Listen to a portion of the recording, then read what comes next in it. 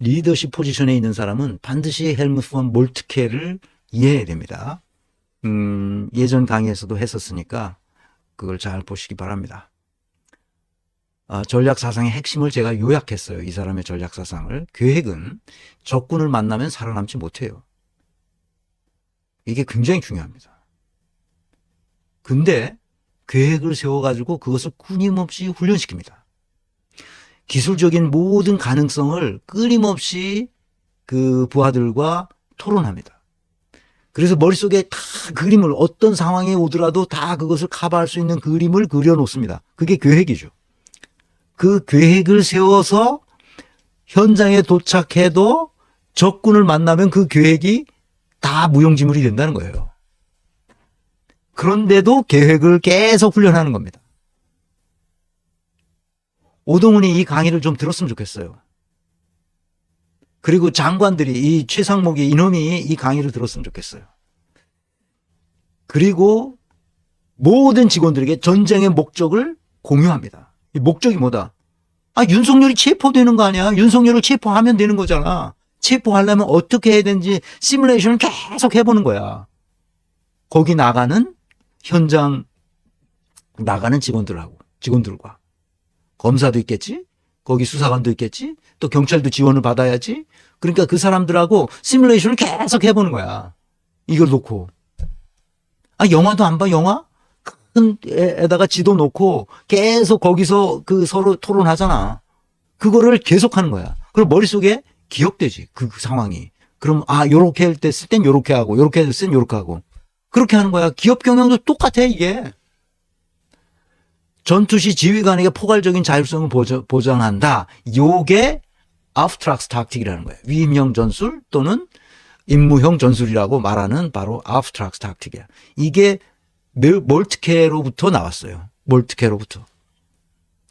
몰트케의 이 전술은 지금 독일 연방군의 필드 매뉴얼에 FM에 아직도 그렇게 하게 돼 있어요. 명령에 복종하라. 그러나 그것이 자신의 명예를 훼손한다고 생각되면 불복종해라. 이런 얘기입니다. 군인은 명령에 복종하는 것이 원칙이다. 그러나 인간은 그 원칙 위에 있다. 이게 아주 위대한 말이야, 이게. 복종하지 않을 수 있다는 거예요. 왜 내가 그 말을 들어야 되는데 그걸 합리적으로 설명해봐. 이렇게 말해야 되는 거야. 최상목 이놈은 자기 그냥 주머니에 집어넣고 갔다고 쪽지를? 이놈이 어디서 거짓말을 해? 어디서?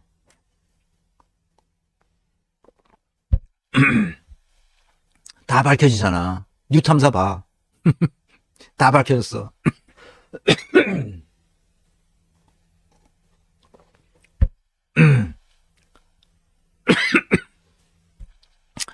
몰트케는 그래서 이 유명한 말이야. 이것도 철저히 준비하고 과감히 실행한다. 오동훈 이 녀석은 철저히 준비를 어떻게 해야 되는지 몰라. 왜? 조직을 이끌어 본 적이 없거든. 조직을. 이게 유명한 독일어야. 이게 음률이 맞잖아. Erst wägen, dann wagen. 철저히 준비하고 과감히 실행한다는 거야. 준비를 안 했어. 준비를. 오동훈이. 이런 칠푼이 같은 놈이 있나. 대통령을 체포하러 가는데 거기 경호원들도 있을 거고 어떤 사태가 벌어질지 모르는데 철저히 준비를 해야 될 거 아니야. 몰트케가 전쟁을 하는 것마다 하는 족족 이깁니다. 승리해요. 아주 전광석화처럼 합니다. 그래서 적군이 세상에 지금까지 경험해 보지 못한 상황이 되도록 만들어요. 그래서 혼비백산 도망가게 만듭니다. 전쟁의 신이야, 전쟁의 신. 덴마크와 전쟁. 덴마크는 조그만 나라니까 사실 전쟁할 것도 없어. 그래 전쟁을 조금 했지만 그냥 초전에 끝났어. 그래서 슐레스비 홀슈타인이라는 그 독일의 제일 북쪽에 덴마크에 붙어 있는 그 주를 그 독일로 편입시킵니다. 거기에 이제 독일인들도 많이, 원래 덴마크 사람들도 많이 살고 덴마크 거기에 있는 그 지역을 어느 나라 소속으로 할 것인가에 대한 시비가 붙었을 때 그냥 싹 몰고 가서 초전에 정리해가지고 그냥 가져옵니다. 지금 그래서 그 슐레스비 홀슈타인에는 덴마크인들이 많이 살아요. 실제로.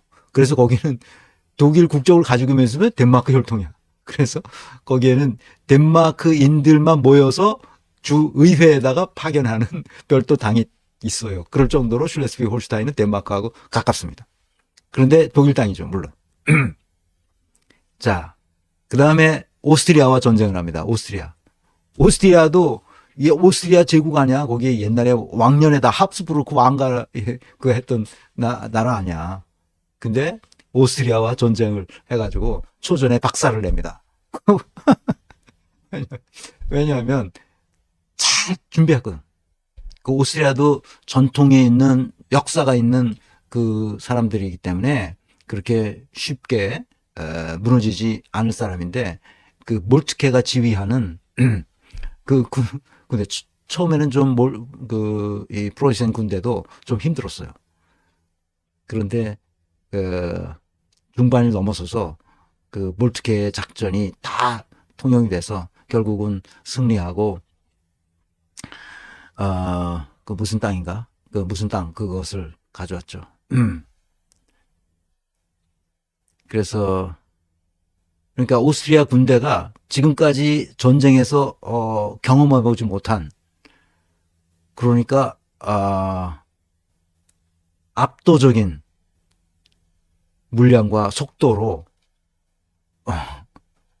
전쟁에 나가서 적군을 혼비백산하게 만드는 그런 여죠. 그 밀떡 있죠. 우리나라에도 밀떡들은 그 전쟁을 잘 알고 있을 텐데 여기서 그 얘기를 하려는 게 아니니까 중요한 거는 그렇게 준비를 해야 되는 거예요. 준비. 간단하게 과도하다 싶을 정도로 준비를 해야 돼요. 그래서 압도해야 됩니다. 그래서 혼비백산하게 만들어야 돼요. 아니 지금 경호처 그 몇백 명 있다는데 난 몇백 명도 말도 안 되는 숫자인데 난 몇십 명 있으면 될 것 같은데 몇백 명 있다는데 아니 지금 13만 명이 아니야 경찰이. 그럼 무슨 짓을 하는 거야 이게 오동훈이. 그러니까 도대체 리더십을 발휘하는 것 자체를 이해하지 못하는 놈들이 수두룩 닥상이 있는 거야. 저기 한덕수서부터 최상목서부터 그다음에 또 누구야 저 교육부 장관 이주호 이런 놈들이 뭘 알아 도대체가.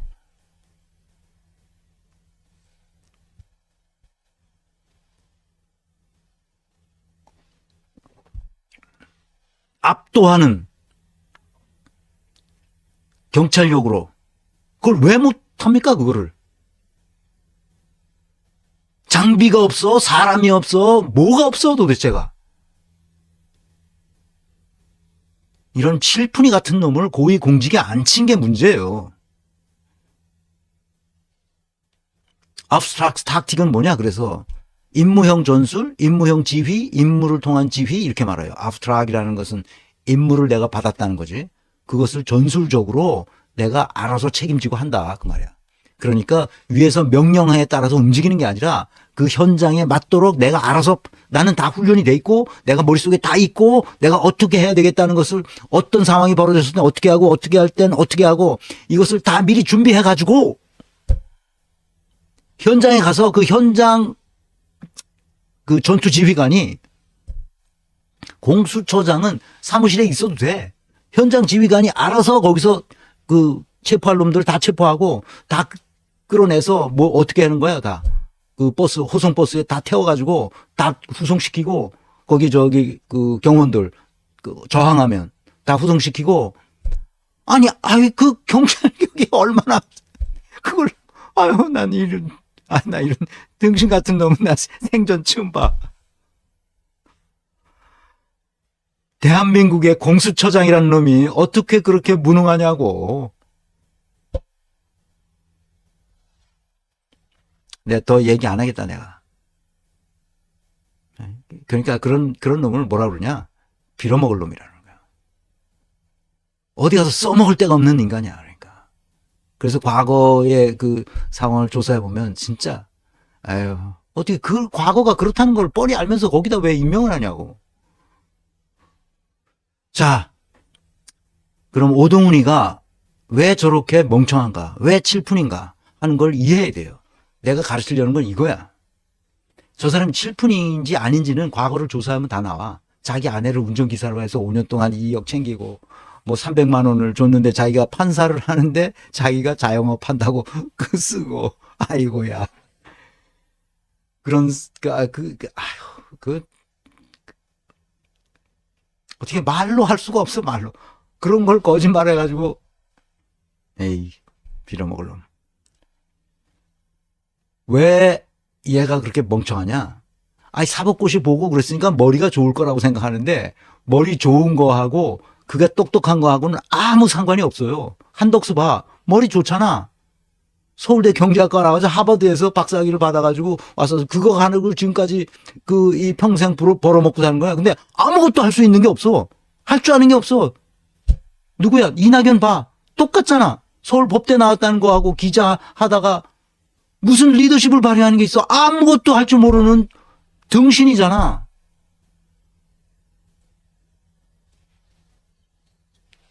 아니 뭘 했어 뭘. 이낙연이 한 게 뭐야. 한덕수가 한 게 뭐냐고. 최상목이 한 게 뭐야. 아무것도 한 게 없는 놈들이야 다. 추경호? 이놈은 뭘 했어 추경호가. 아 윤상현이는 또 뭘 했나. 아무것도 한 게 없어.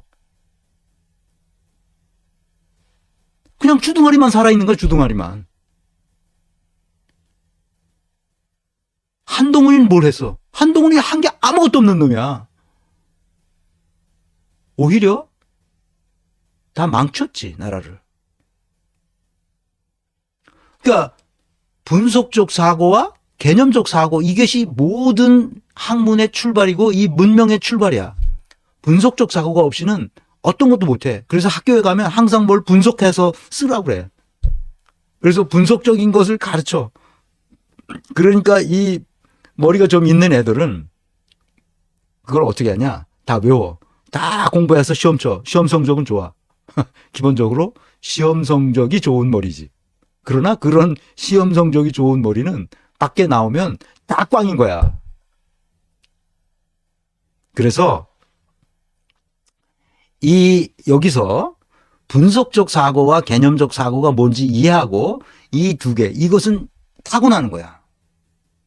내가 손자가 어렸을 때부터 이렇게 얘가 크는 과정을 보니까 그 인간은 다른 동물과 달리 분석적 사고와 개념적 사고가 이게 타고났다는 것을 금방 알게 있어. 어린 아이가 태어나서 우리 아이들 클 때는 내가 하도 바빠서 아이 크는 과정을 관찰을 못했는데 요 손자가 크는 걸 쭉 보면서 내가 관찰하니까 이 학자들이 그렇게 말하는 이유를 알았어. 분석적 사고와 개념적 사고라는 이 두 개의 사고는 인간에게만 독특하게 타고나는데 그것이 자라면서 쭉쭉쭉쭉 커져. 분석적 사고가 뭔지 다 계산해. 요건 뭐고 다 분석한다고. 나름대로. 개념적 사고도 이게 이렇게 돼서 이게 이렇게 되는구나. 뭐 얜 남자애라든지 자동차를 그렇게 좋아해. 자동차 이거 갖다 놓고 이거 뜯어보고 분석적 사고가 있기 때문에 그래. 그리고 그것이 뭐라는 것을 개념적으로 이해한다고. 그리고 모르면 자기가 잘 이해가 안 되면 이해할 때까지 계속 뭘 해. 나름대로.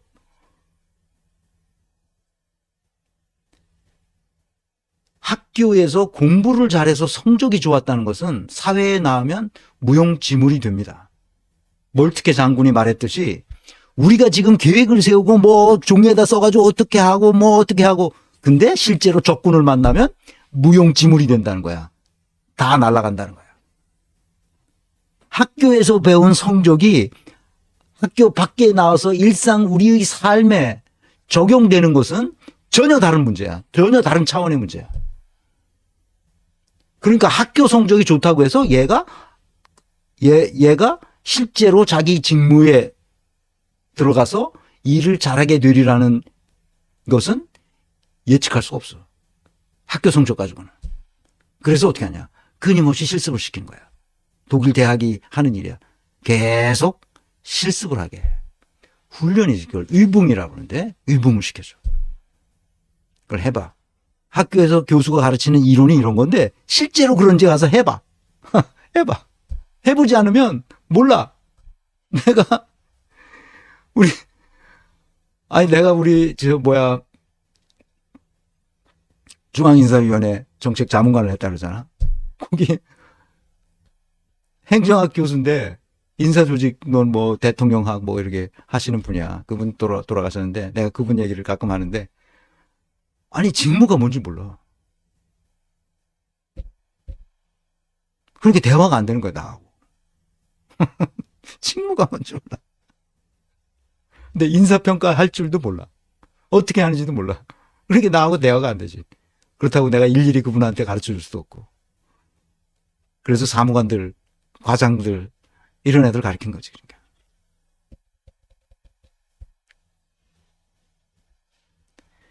실무를 모르는 이론은 아무 필요가 없어요. 전혀 뭐 필요가 없다고 말할 수는 없죠. 그러니까 우리의 사고 실험을 할 수 있도록 이론 체계, 이론 물리학도 있듯이 이론 경영학도 있는 거니까 그렇게 폄하할 거는 아니지만 그러나 우리가 실용적으로 생각하면 이론은 반드시 현실을 위해서 있는 거예요. 그래서 좋은 이론일수록 더 현실적인 거예요. 현실을 바꿀 수 있거든. 이 분석적 사고력이 뭔가 사고력을 훈련해야만 되는 거예요. 이 두 개의 사고력을 가지고 분석적 사고력이란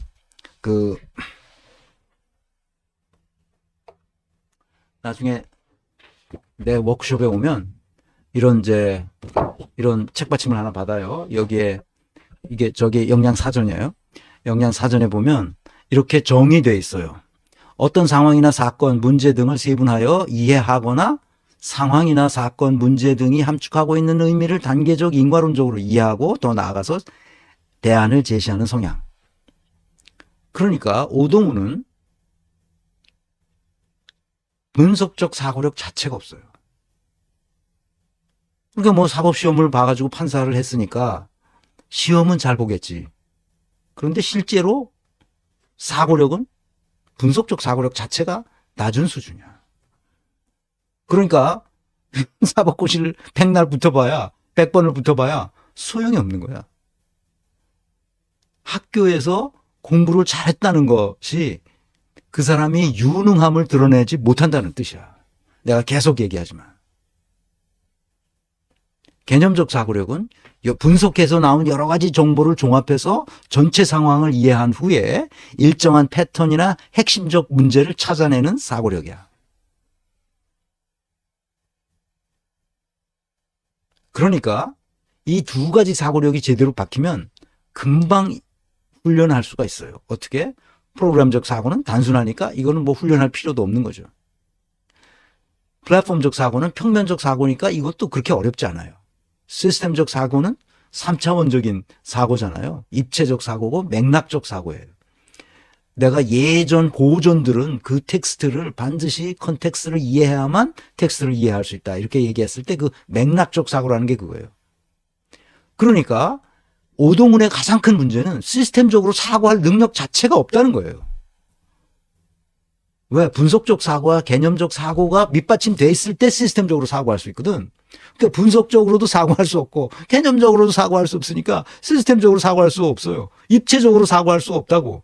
그러니까 윤석열을 체포해야 되는데 뭘 어떻게 준비해야 되며 어떤 전략을 써서 거기 들어가서 그것을 끌어내고 어떻게 해야 될지 모르겠다는 거야. 박종준이라는 놈은 처음부터 나는 끝까지 맞겠다 그랬거든. 이미 체포영장 가지고 들어가기 전에 이미 그런 거 다 예상할 수 있었어요.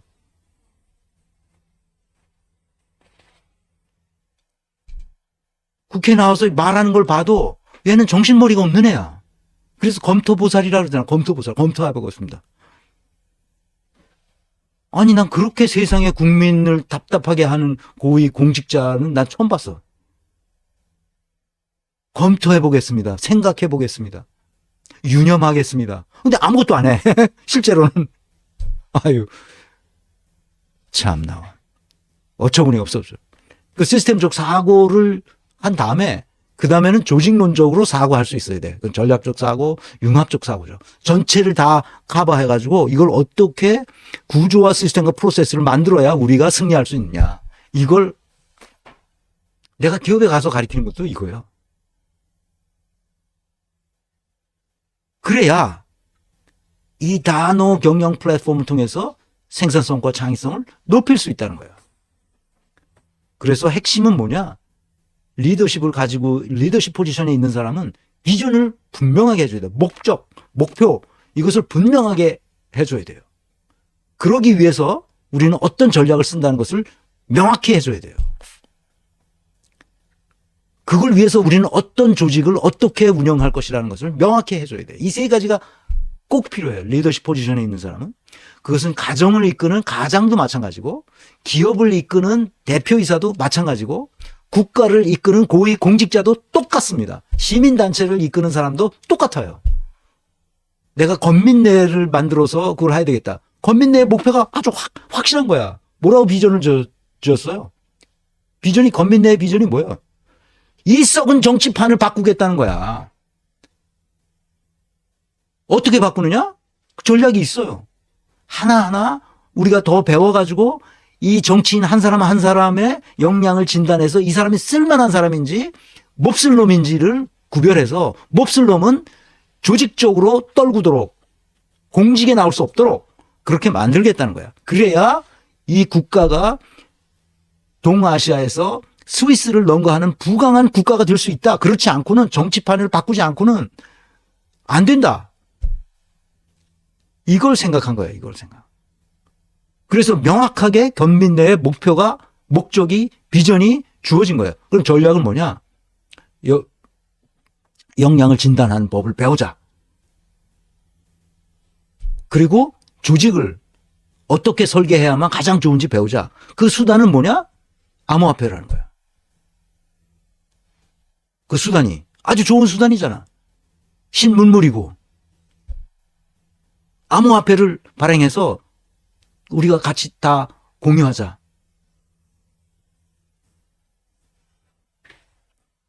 그래서 TOG라고 그러죠. Token of Gratitude. 감사의 표현. 우리가 이 시대, 이 척박한, 이 비참한 상황에 살고 있는 우리들이 그럼 어떻게 해야 될 것인가?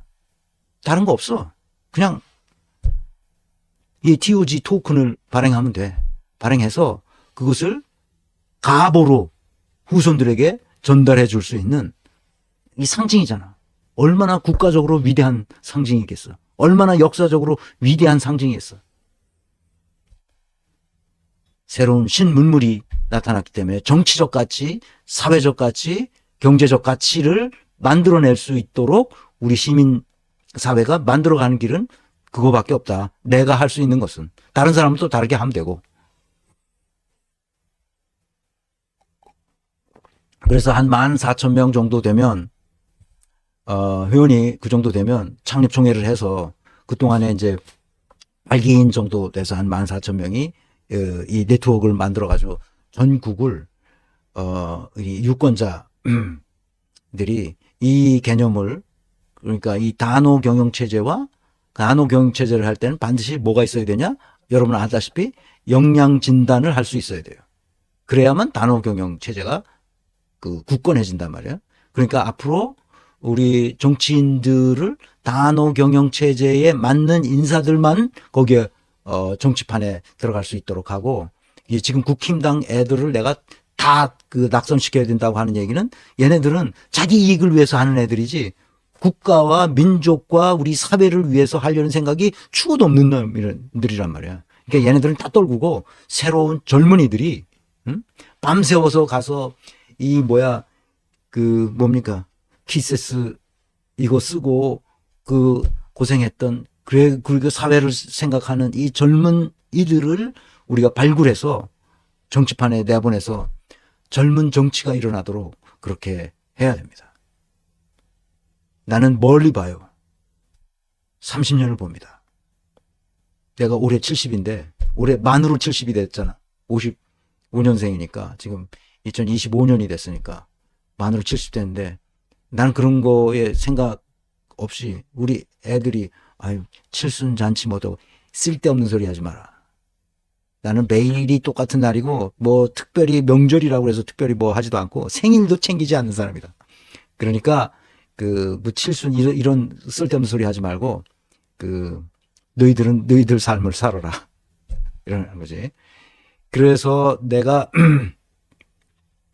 30년 목표로 이것을 하려고 하는 이유는 우리 후손들에게 이 시대, 이 척박한 시대를 살았던 우리 선배들이, 우리 앞서 있던 사람들이